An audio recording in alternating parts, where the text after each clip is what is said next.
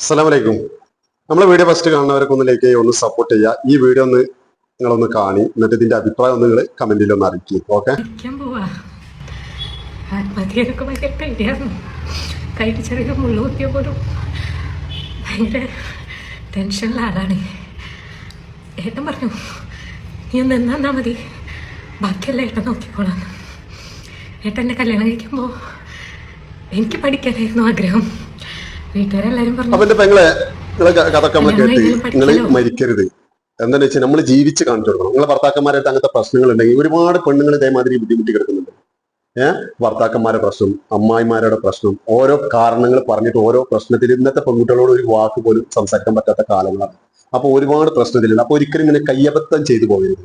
നമ്മൾ അവരുടെ ഇടയിൽ ജീവിച്ച് കാണിച്ചു കൊടുക്കണം. നമ്മുടെ മക്കളെ നല്ല സുരക്ഷിതരായിട്ട് ജീവിച്ച് അവരെ പഠിപ്പും കാര്യങ്ങളൊക്കെ ആയിട്ട് കൊണ്ടുനടന്ന് നമ്മൾ ജീവിച്ച് കാണിച്ചു കൊടുക്കണം. ഇന്ന് ജോലി ചെയ്യാനുള്ള ഒരുപാട് ഇതുണ്ട് നമ്മുടെ നാട്ടിൽ. അപ്പൊ ഓക്കെ, അപ്പൊ നമ്മളെ വീഡിയോ ഇഷ്ടപ്പെട്ട ലൈക്ക് ചെയ്യുക, സപ്പോർട്ട് ചെയ്യുക. അസ്സലാമു അലൈക്കും.